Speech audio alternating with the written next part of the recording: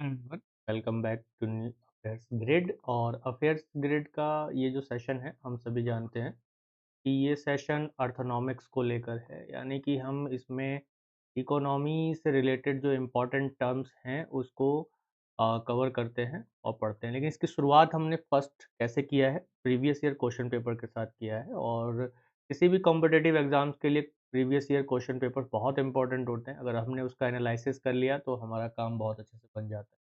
इससे पहले भी हम लोग कुछ जो टॉपिक्स हैं, like national income and accounting, इससे रिलेटेड जो यूपीएससी सिविल सर्विसेज एग्जामिनेशंस में जो आए हुए क्वेश्चंस है उसको डिस्कस कर चुके हैं। लेकिन आज जो हम लोग डिस्कस करेंगे वो मनी एंड मनी सप्लाई का थर्ड पार्ट है। यानी कि टोटल जो क्वेश्चन है उसमें आज हम लास्ट सीरीज देखेंगे, देन इसके बाद हम बात करेंगे बैंकिंग एंड फाइनेंशियल रेगुलेशन में। तो स्टार्ट करते हैं आज के कुछ क्वेश्चन, और बहुत इंपॉर्टेंट टर्म्स थे लास्ट टॉपिक्स में। लास्ट जो पार्ट था उसको लेकर सेकंड और फर्स्ट में आप देखेंगे तो बहुत सारी चीज़ें आपकी क्लियर हो जाएंगी, तो उसको जरूर देखें जिन्होंने अभी तक नहीं देखा है। तो स्टार्ट करते हैं। तो क्वेश्चन जो 2023 का है, ये 2023 का है, और हम 2015 के बाद से जितने क्वेश्चंस हैं उस पर बात कर रहे हैं। तो थर्ड पार्ट है। तो 2015 से 2022 तक जो क्वेश्चंस हैं वो हम देख चुके हैं, और अभी हम बात करेंगे 2023 के क्वेश्चन। क्वेश्चन क्या है? With reference to central bank digital currencies consider the following statement. जो सेंट्रल बैंक डिजिटल करेंसी है, सीबीडीसी की बात कर रहे हैं, और ये काफ़ी ज़्यादा न्यूज़ में भी रहा है, और आने वाले टाइम में ये ओवरऑल अगर हम देखें तो आम लोगों के लिए भी इशू हो जाएगा। लोग इसको यूज़ करना शुरू कर देंगे जैसे हम लोग नॉर्मल फिएट करेंसी को यूज़ करते हैं। तो फर्स्ट स्टेटमेंट क्या है कि it is possible to make payment in a digital currency without using US dollar और स्विफ्ट सिस्टम। हम स्विफ्ट सिस्टम और यूएस डॉलर के बारे में जानते हैं, स्विफ्ट सिस्टम के बारे में हम लोग जानते हैं कि जब भी किसी कंट्री से दूसरे कंट्री में पैसा भेजना होता है तो स्विफ्ट सिस्टम का यूज़ किया जाता है। तो फर्स्ट स्टेटमेंट कहता है कि अगर हम सीबीडीसी का यूज़ करेंगे तो हमें यूएस डॉलर या स्विफ्ट सिस्टम की ज़रूरत नहीं होगी पेमेंट करने के लिए। और यहाँ पे अगर हम सेकंड स्टेटमेंट देखें तो digital currency can be distributed with a condition programmed into it such as a time frame for spending it. तो एक टाइम के भीतर उनको स्पेंड करने की ज़रूरत हो जाती है। इस तरीके से अभी प्रोग्राम इसको किया गया है। तो अभी आप देखेंगे तो जो अभी-अभी आरबीआई ने इसको लिया था और इसको लेकर न्यूज़ भी काफ़ी हमारा बना था। तो क्या इसमें सही होगा? इसको देखते हैं अब अच्छे से। एक बार इसका आंसर जो होगा ऐसे तो सी हो जाएगा, लेकिन अब इस चीज़ को समझते हैं कि सी कैसे आंसर होगा। तो अल्टरनेटिवली अगर हम देखें, SWIFT and US dollar are coming from two direction. जो क्रिप्टो करेंसी है या सेंट्रल बैंक डिजिटल करेंसीज़ होते हैं, ठीक है? ये किस कंट्री को इस बार के लिए एबल बनाते हैं कि वो डायरेक्टली एक्सचेंज डिजिटल करेंसी को डायरेक्टली एक्सचेंज कर सकते हैं बायलैटरल वे में। यानी कि अगर यूएसए या किसी भी कंट्री की अगर हम बात कर लें, लाइक अगर हमें इससे मान कर चलते हैं कि अ जो जेनेवा है या कोई भी ऐसा कंट्री जिसे हम ले, जैसे ऑस्ट्रेलिया है, तो ऑस्ट्रेलिया से इंडिया पैसा भेजना है, और ये ऑस्ट्रेलिया से इंडिया जब हम पैसा भेज रहे हैं तो बीच में यूएस डॉलर या फिर हम स्विफ्ट सिस्टम का यूज़ करते थे। लेकिन जब हमें डिजिटल करेंसी को अगर भेजना होगा तो इसके लिए क्या होगा कि हमें स्विफ्ट करेंसी या स्विफ्ट सिस्टम की ज़रूरत नहीं पड़ेगी।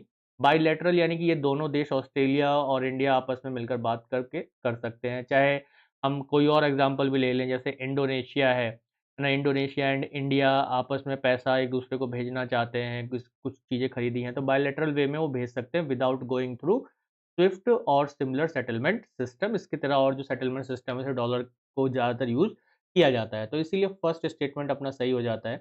सेकंड स्टेटमेंट क्या कहता है? सेकंड स्टेटमेंट ये कह रहा है कि when the technology allow seamless and intensive convertibility from the sovereign currency into together, it change the practical need of dominant global reserve currency. जैसे यूएस जो है ये डोमिनेंस, यूएस डॉलर ये डोमिनेंस करेंसी है वर्ल्ड में। इसका जो एक डोमिनेंस है, या कहा जा सकता है कि इसकी जो दादागिरी है उसको ख़त्म कर देगी ये इस तरीके की जो टेक्नोलॉजी होगी, क्योंकि इसको कन्वर्ट करने के लिए किसी मीडिएटर की ज़रूरत नहीं पड़ेगी। इसी तरह से CBDC could be employed as a physical transfer to household और द फर्म, जैसे छोटे आराम से जो है, जैसे हम देखते हैं कि डायरेक्ट बेनिफिट ट्रांसफ़र होता है। तो इन ऐसी जो पॉलिसीज़ होती हैं, हेलीकॉप्टर ड्रॉप होता है, हेलीकॉप्टर ड्रॉप में क्या होता है कि हम सभी ने देखा है, या सब्सिडीज़ होती हैं, इनमें हम क्या देखा है कि लोगों को पैसा गवर्नमेंट की तरफ से आता है। तो डीबीडीटी कौन देता है? गवर्नमेंट किसको देता है? जो आम लोग हैं, हाउस होल्ड हैं, उनको दिया जाता है। तो जो हाउस होल्ड है, अब हम उसको देखें तो उनको पैसा ये मिलेगा। तो क्या होता है, डायरेक्ट फिजिकल ट्रांसफ़र डायरेक्ट हो सकता है, ठीक है? डायरेक्ट जा सकता है, किसी फर्म को जा सकता है। तो यहाँ पर हम देख सकते हैं कि ये सीबीडीसी एक इम्पोर्टेंट चीज़ हो सकता है, और ये एक प्रोग्रामेबल है। At present the transfer payment could also be programmable which condition such as the expressions upon certain date of the requirement to spare the fund certain vendors, है ना? तो किसी टाइम के लिए, यानी मान लिया कि अभी के लिए क्या है कि जिनका सीबीडीसी अकाउंट है उसको एक कूपन की तरह यूज़ हो जाता है, और कहा जाता है कि ये 10 डेज़ में अगर यूज़ नहीं किया तो क्या हो जाएगा, ये ख़त्म हो जाएगा। जैसे अभी आप देखेंगे कि किसी को जैसे गवर्नमेंट जो है बिज़नेस करने के लिए या एमएसएमई के लिए, छोटे-छोटे उद्योग की लगाने के लिए गवर्नमेंट क्या देती है? पैसा देती है। लेकिन लोग क्या करते हैं, उस पैसे का कहीं और इस्तेमाल कर लेते हैं, किसी और जगह में इस्तेमाल कर लेते हैं, और जब वो किसी और जगह में उसको इस्तेमाल कर लेते हैं, तो उस तरीके से एमएस या माइक्रो, जो हम कहा जाए कि माइक्रो एंटरप्राइज़ेज़ या माइक्रो जो यूनिट्स हैं, वो नहीं लग पाती हैं, तो इसका कोई फ़ायदा नहीं हुआ। तो क्या होगा कि जिस चीज़ के लिए दिया गया है ना? पैसा जिस चीज़ के लिए आपको दिया गया है, आप उसी में ही यूज़ कर सकते हैं, ऐसा प्रोग्राम किया गया। अभी रिसेंट में जो जब ये क्वेश्चन बना था तब ये चीज़ आया था। दूसरा कि आप इसी एक टाइम लिमिट उसमें होता है कि एक टाइम लिमिट में आप इसको यूज़ कर सकते हैं, नहीं तो वो जो पैसा कूपन है सीवीडीसी के रूप में, वो क्या हो जाएगा, एक्सपायर हो जाएगा। इस तरीके से भी इसमें देखा गया है। अब जैसे मान लीजिए कि जो राशन की दुकान होती है ना, राशन की दुकान में हम देखते हैं कि राशन दिया जाता है। तो बात ये उठी थी कि राशन की जगह पर अब जो है अनाज की जगह पर क्या दे दिया जाएगा? पैसा दे दिया जाएगा। तो अब जो पैसा मिलेगा लोगों को, तो ये ज़रूरी थोड़ी है कि वो लोग इससे राशन ही खरीदेंगे, कहीं और खर्च कर सकते हैं। तो यहाँ पर क्या चीज़ किया गया? यहाँ पर ये किया गया कि वो जो पैसा दिया जाएगा, वो किसमें दिया जाएगा? सीबीडीसी में दिया जाएगा, और सीबीडीसी में देने से क्या फ़ायदा होगा कि भाई ये होगा कि आपको एक टाइम के भीतर उससे राशन की दुकान से पैसा वो खरीद लेना है, और उसके साथ-साथ ये केवल और केवल किस में खर्च होगा? राशन खरीदने में खर्च किया जा सकता है, किसी और चीज़ में खर्च नहीं किया जा सकता है। ठीक है? तो ये जो हाउस होल्ड को दिया जाने वाला या हेलीकॉप्टर ड्रॉप है, ये इसी तरीके से इसमें काम करने के लिए प्रोग्राम किया गया है एट प्रेज़ेंट अभी। ठीक है? अब हम आगे बढ़ते हैं, तो यहाँ इसी वजह से वो 2 ऑप्शन हमारे सही हो जाते हैं। नेक्स्ट क्वेश्चन 2024 का आया हुआ है। देखिए बहुत तेज़ी के साथ डिजिटल करेंसी को लेकर क्वेश्चंस बन रहे हैं। तो क्या पूछा हुआ है? Statement in respect of the digital rupee. तो it is sovereign currency issue by the reserve bank of India RBI in alignment with the monetary policy. तो यहाँ अगर आप देखोगे, तो इस सीबीडीसी के बाद डिजिटल रूपी को लाया गया। किसको लाया गया? डिजिटल रूपी को लाया गया, और उसके बाद ये जो फर्स्ट स्टेटमेंट है, ये कहता है ये रिज़र्व बैंक ऑफ इंडिया का सॉवरेन करेंसी है। लाइक जैसे फिएट करेंसी होता है, जैसे आपके हाथ में ₹100 का नोट है, वैसा ही इसको आरबीआई बैक्ड बनाया गया है, और ये मॉनेटरी पॉलिसी के थ्रू क्या होगा, आप देखेंगे तो काम करेगा। फिर इसके बाद सेकंड स्टेटमेंट क्या कहता है? It appears as the liability on the governors balance sheet. ठीक है, तो ये गवर्नर बैलेंस शीट की लायबिलिटी होगी, ठीक है, उसमें दिखाई देगा। It is insured against inflation bye it's very design. ठीक है, तो ये क्या बोल रहा है कि ये इंश्योर करता है कि इन्फ्लेशन को इसके अकॉर्डिंग जो है क्या किया जाए, डिजाइन किया जाए। Fourth, it is freely convertible against commercial bank money और कैश। ठीक है, तो यहाँ जो है अभी इन सभी स्टेटमेंट को आप बहुत आराम से देखिए, वीडियो को पॉज़ कर लीजिए, एक बार अच्छे से पढ़िए, बहुत बेहतरीन क्वेश्चन था। डिजिटल रूपी की बात हो रही है, और डिजिटल रूपी में जो सेकंड स्टेटमेंट है, ये बहुत ज़्यादा इंपॉर्टेंट है, आपको पता होना चाहिए इसको लेकर, और फिर उसके बाद हम लोग बैक आएँगे और आंसर लगाएँगे। हालाँकि अगर मैं कहूँ तो इसका आंसर डी होगा, और इस डी कैसे होगा, इस पर हम लोग देख लेते हैं। जैसे reserve bank of India defines CBDC as a legal tender issued by the central bank in a digital form। ठीक है, आरबीआई ने सीबीडीसी को, सेंट्रल बैंक डिजिटल करेंसी को, as a legal tender issue किया, और ये सेंट्रल बैंक के digital form में होता है और ये same as a sovereign currency और ये एक्सचेंजेबल है 1 to 1 at par with the fiat currency, है ना। जो फिएट करेंसी है, फिएट करेंसी मतलब जैसे आपको अभी 100 रुपीज का नोट आपके पास है, वो लीगल टेंडर भी है और फिएट करेंसी के रूप में भी आता है। फिएट करेंसी क्या होता है, लीगल टेंडर क्या होता है, पार्ट 2 इसको जानने के लिए अच्छे से पार्ट 2 को जरूर देखना है ना। उसमें जो क्वेश्चंस हैं वो आपको बहुत अच्छे से इसमें समझाया हुआ है, मैंने उसमें बहुत अच्छे से क्लियर किया हुआ है। While money is digital form, the predominated in India, ठीक है, predominated in India. For example, a bank account record a book entries, ठीक है, book entries रखता है commercial bank, ledger.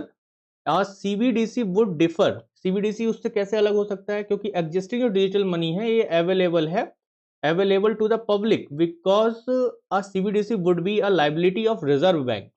तो ये कॉमर्शियल बैंक के उसमें नहीं आएगा ये, क्योंकि कॉमर्शियल बैंक की ये लायबिलिटी अभी नहीं है। सीबीडीसी जो है ये कॉमर्शियल बैंक की लायबिलिटी नहीं है, बल्कि किसकी लायबिलिटी है, रिजर्व बैंक की लायबिलिटी है। तो जो सेकंड वाला स्टेटमेंट मैंने आपको पीछे बताया था वो इसी वजह से इंपॉर्टेंट हो जाता है। यहाँ समझ में आ जाना चाहिए कि जो आप देखेंगे कि किसी भी बैंक अकाउंट में रिकॉर्ड जो होता है बुक एंट्रीज का होता है कॉमर्शियल बैंक के लेजर में, लेकिन सीबीडीसी के मामले में ये थोड़ा अलग होता है। ठीक है, जो डिजिटल मनी है वो किसका लायबिलिटी है, वो रिजर्व बैंक का लायबिलिटी होगा, तो उसमें दिखाई देगा। फीचर्स अगर हम देखें सीबीडीसी को, बहुत इंपॉर्टेंट ध्यान रखें, CBDC is a sovereign currency issue by central bank in alignment with their monetary policy. तो मॉनेटरी पॉलिसी के साथ ही इसको भी इशू किया, जैसे मॉनेटरी पॉलिसी बनाया जाए, कितना इसको इशू करना है कितना नहीं करना है, उस बेस पर इसको किया जाएगा। अगला जो टॉपिक हम लोग पढ़ेंगे ना क्वेश्चन का, उसमें मॉनेटरी पॉलिसी रिलेटेड ही है, बहुत मजा आने वाला है, तो आप लोग जुड़े जरूर रहें। It appears as a liability on central bank's balance sheet. ठीक है, तो ये किसकी लाइबिलिटी है, सेंट्रल बैंक की liability, central bank balance sheet की ये लाइबिलिटी होती है। तो इसलिए स्टेटमेंट 2 भी अपना करेक्ट हो जाता है, 1 भी अपना करेक्ट हो जाता है। इसके बाद नेक्स्ट स्टेटमेंट क्या कह रहा था अपना, कि must be expected at the medium of payment, बिल्कुल लीगल टेंडर है और ये safe store value all citizens enterprises and government agencies, ये सभी के लिए सेफ है और ये सब इसका पेमेंट के मीडियम के रूप में यूज कर सकते हैं। Freely convertible against commercial bank money और कैश, है ना। जो कॉमर्शियल बैंक मनी और कैश है, जैसे आपके पास 100 रुपीज है ना, 10 रुपीज है, 50 रुपीज है, इसके अगेंस्ट आप इसको कैश में चेंज कर सकते हैं। अगर आपके पास रिजर्व बैंक का या सेंट्रल बैंक का डिजिटल करेंसी है तो आप किसी भी कमर्शियल बैंक में उसे कैश के फॉर्म में ले सकते हैं। ठीक है, तो फोर्थ स्टेटमेंट भी हमारा बिल्कुल सही हो जाता है। ये फंजिबल लीगल टेंडर है, for the holder need not have a bank account, इसके लिए बैंक अकाउंट को होल्ड करने की जरूरत नहीं है, और expected to lower of the cost insurance money and transaction. और इसके साथ साथ आगे हम देखें तो CBDC like the physical currency is not a inherent insured against inflation. तो यहाँ पर physical currency is not a inherent insured against inflation, ये इन्फ्लेशन के अगेंस्ट को इसको इशू नहीं किया जा सकता है। तो इसलिए थर्ड जो स्टेटमेंट है वो गलत हो जाता है। CBDT has the potential to have a paired with the strict reserve requirement for commercial bank, तो क्रिएटिंग अ थियोरेटिकल फिल्म और इन्फ्लेशन कंट्रोल की इसमें बात की जाती है। तो यहाँ पे थर्ड जो स्टेटमेंट है इस वजह से गलत हो जाता है। तो ये दो क्वेश्चन थे आपके अभी तक के, और ये पूरा हमारा मनी एंड सप्लाई को लेकर जो टॉपिक है इसको हमने खत्म कर दिया है। मनी एंड सप्लाई की बात अगर हमने कर ली है तो देन इसके बाद अब हम लोग बात करेंगे किसकी, मॉनेटरी पॉलिसी से रिलेटेड जो क्वेश्चंस बने हुए हैं लास्ट 10 ईयर में, वो कौन कौन से बने हुए हैं उस पर बात करते हैं एक एक करके। ठीक है, so thank you everyone last तक बने रहने के लिए। नेक्स्ट पार्ट जो आएगा आपका वो मॉनेटरी पॉलिसी फाइनेंशियल सिस्टम, बहुत इंपॉर्टेंट सेगमेंट है और इससे questions mostly every year create होता है इकोनॉमी में। ठीक है, इकोनॉमी में एवरी ईयर इससे क्वेश्चन क्रिएट होता है, तो हम उस पर बात करेंगे। सो थैंक यू एवरीवन, मेरा नाम त्रिभुवनजीत सिंह है, आप मुझे इंस्टाग्राम पर फॉलो कर सकते हैं, टेलीग्राम पर, और इसके साथ साथ सब्सक्राइब करना बिल्कुल भी ना भूलें। थैंक यू एवरीवन, जय हिंद।